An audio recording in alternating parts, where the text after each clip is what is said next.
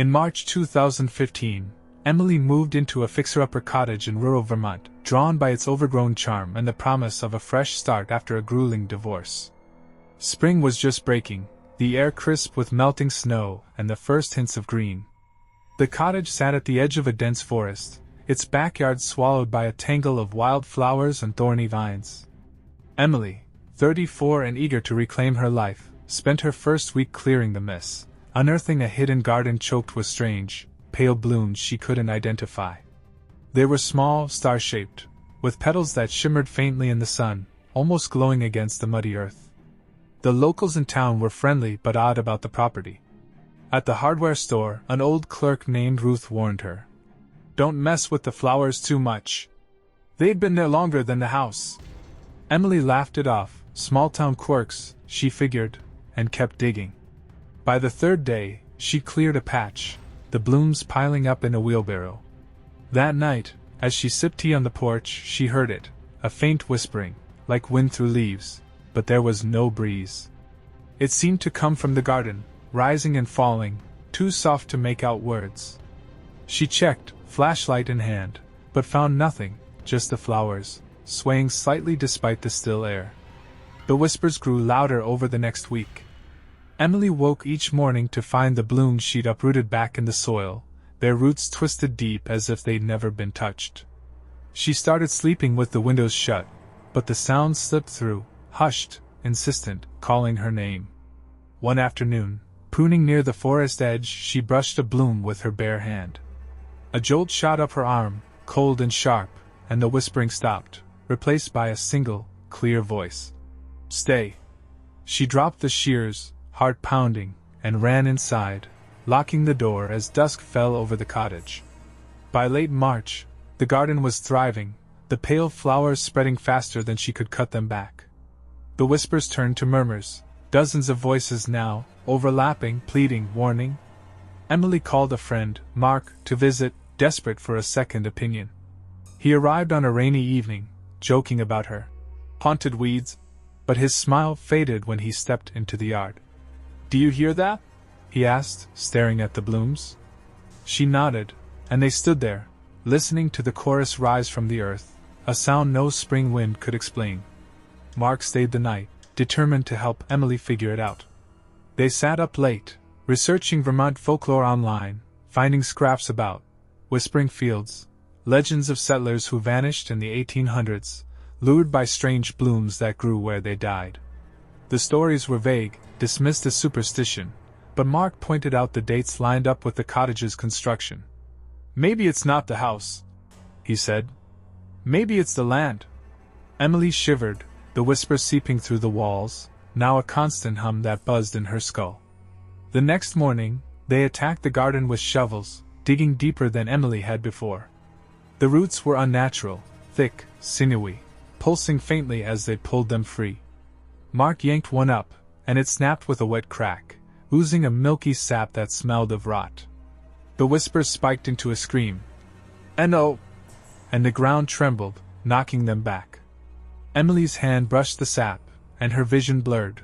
For a moment, she saw figures, shadowy, human-shaped, standing among the flowers, their mouths moving in sync with the sound.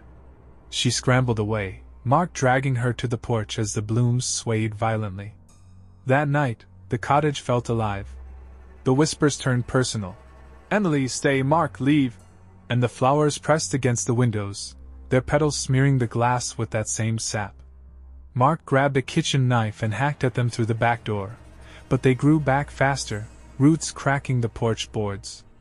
Around midnight, Emily found scratches on her arm where the sap had touched, thin, deliberate lines forming words. "OURS." She showed Mark, and his face went white. "We need to burn it," he said, grabbing gasoline from the shed. They doused the garden at dawn, the blooms glistening under the fuel. Emily lit the match, and the fire roared to life, the whispers rising to a wail as the flowers blackened. But the flames didn't stop them. New shoots sprouted from the ashes, faster, angrier, the voices now a deafening chant. "You can't!" Mark pulled her inside, slamming the door as the garden rebuilt itself, the cottage shaking with every word. Emily and Mark barricaded themselves in, the whispers pounding like a heartbeat. She called the town historian, a retired professor named Clara, who arrived by noon, peering at the garden through binoculars. "I've heard of this," Clara said, voice trembling. "The land's cursed, mass grave from the 1790s, settlers killed by a blight. They buried them with the flowers, thinking it'd keep the sickness contained. It didn't." She showed them a faded map. The cottage sat dead center over the site. "Those blooms aren't plants," she warned. "They're markers." That night, the garden surrounded the house, roots cracking the foundation. The whispers turned to screams. "Join us." And Emily saw them again, figures in the flowers, clearer now, skeletal hands reaching up. Mark tried calling for help, but the phone died, static hissing with that same chant. Desperate, they fled to the car, but the tires were slashed, roots coiled around the wheels. Clara stayed, muttering prayers, until a root snaked through the window and dragged her out, her screams swallowed by the earth. Emily and Mark ran into the forest, the blooms chasing them, sprouting through the dirt. They hid in a cave, but the whispers followed, softer now, lulling. "Rest here." Exhausted, Mark fell asleep, and Emily woke to find him gone, a trail of petals leading back. She stumbled into town, half mad, and the cottage was later condemned, the garden razed. But locals say the blooms return each spring, whispering to anyone who listens. Emily moved west, but she still hears them in the wind, calling her home. In April 2018, Tom started a landscaping job in a suburb of Seattle, thrilled to work outdoors as spring unfolded. The gig was at an old estate, sprawling lawns, budding cherry trees, and a Victorian house perched on a hill. The owner, a reclusive widow named Mrs. Harrow, hired him to tame the chaos after a brutal winter. Tom, 25 and full of energy, loved the rain-soaked air, the way it made the green pop against the gray sky. But the estate had an edge, too quiet, too still, even with the birds chirping. His first day, a storm rolled in, heavy and sudden. Rain lashed the trees, and Tom took shelter under a gazebo, watching shadows twist in the downpour. He swore he saw something, tall, humanoid, flickering between the drops, but when he blinked, it was gone. He laughed it off, blaming the weather, and kept working. By evening, Mrs. Harrow invited him in for tea, her hands frail but her eyes sharp. "Stay out of the rain when it's bad," she said. "It brings things." Tom nodded, assuming she meant mud or pests, and left as the storm cleared. The next week, the rain returned, harder. Tom was pruning hedges when he saw it again, a shadow, clearer now, standing near the trees. It didn't move, just watched, its edges smudging like wet ink. He called out, but the wind swallowed his voice, and the figure vanished. That night, driving home, he glimpsed it in his rearview mirror, standing in the road, rain streaming around it.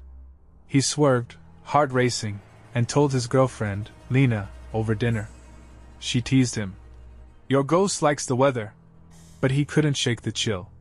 By mid-April, the storms were relentless, and the shadows multiplied. Tom saw them everywhere, by the house, in the garden, even reflected in puddles. They never approached, just stared, silent and still. He asked Mrs. Harrow about it, and her face tightened. "Old stories," she muttered. "Ignore them." But Tom couldn't. Their presence grew heavier, the rain colder, and he started hearing whispers in the drops, faint and mournful, like cries carried on the wind. Tom kept working, but the job turned grim. The shadows were constant now, appearing even in light drizzle, tall, thin, with limbs too long, their forms sharpening each day. He caught details, tattered coats, hollow faces, before they dissolved. The whispers grew too, weaving through the rain. "Help us find us." Lena came with him one weekend, curious, and saw them too, gasping as a figure loomed near the gazebo. "What the hell are they?" she whispered. Tom had no answer, but the estate felt alive, the rain a curtain hiding something worse. He confronted Mrs. Harrow again, firmer. She sighed, leading him to a dusty attic room stacked with journals. "My husband's family owned this land since the 1900s, she said. Loggers, mostly. One spring, a crew vanished, washed away in a flood, they thought. Never found the bodies. She handed him a photo, men in oilskins standing where the garden was now, their faces eerily familiar. They've been here since, she added, voice breaking. The rain brings them back. That night, a storm hit hard, and the shadows closed in. Tom and Lena stayed late, trimming trees. When the figures stepped closer, their whispers a roar. Dig! Tom grabbed a shovel, half mad, and tore into the soil near the gazebo. Mud slid away, revealing bones, human, weathered, tangled in roots. Lena screamed, and the shadows pressed against them, cold and wet, their hands brushing Tom's arms. He dropped the shovel and ran, dragging Lena to the car as the rain pounded down. They didn't sleep, the whispers echoing in their heads. The next day, Tom returned alone, determined to finish it. The bones were gone, the hole refilled, but the shadows were thicker, angrier, crowding the lawn. Mrs. Harrow watched from the window, her face pale, and Tom quit on the spot, peeling out as the rain turned black with their forms. Tom couldn't let it go. He researched the estate, finding a 1912 article about a logging camp swept away in a spring flood. 12 men lost, their camp buried under mud. The Harrow family built the house over it, ignoring the rumors of cries in the rain. Locals avoided the place, calling it the drowning ground. Tom told Lena, and they moved, but the shadows followed, faint outlines in every storm, whispering through the drops. He burned the photo Mrs. Harrow gave him, but it didn't stop. A year later, he heard the estate had collapsed, the hill eroding in a freak flood. Mrs. Harrow vanished, her car found empty near the ruins. Tom visited once, on a dry day, and saw the land bare, no trees, no house, just smooth earth. But when spring came, friends sent him pics of the site, new growth, and shadows standing in the rain, clearer than ever.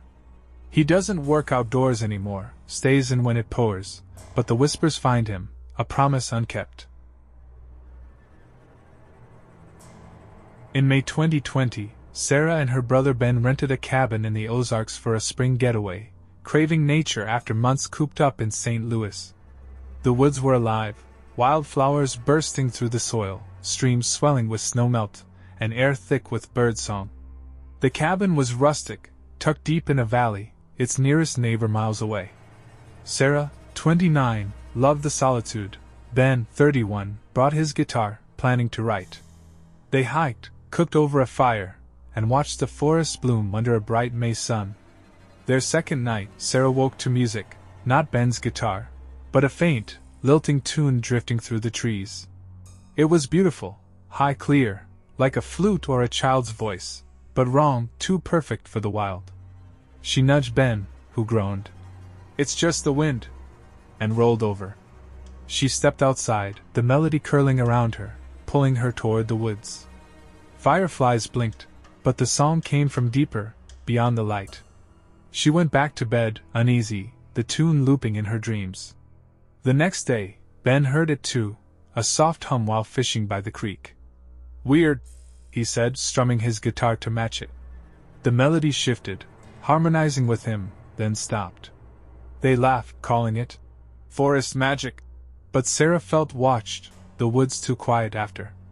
That evening, the song returned, louder, weaving through the trees as they sat by the fire. Ben recorded it on his phone, the notes crisp and haunting. "It's gotta be a bird," he said, but Sarah saw no movement, just shadows stretching longer than they should. By the fourth night, the song was constant, swelling with dusk. Sarah saw something, a flicker between the trees, a figure swaying to the tune. She grabbed Ben, pointing, but it vanished. The melody turned sharp, urgent, and Ben's recording cut off mid-play, replaced by static. "Let's leave tomorrow," he said, spooked.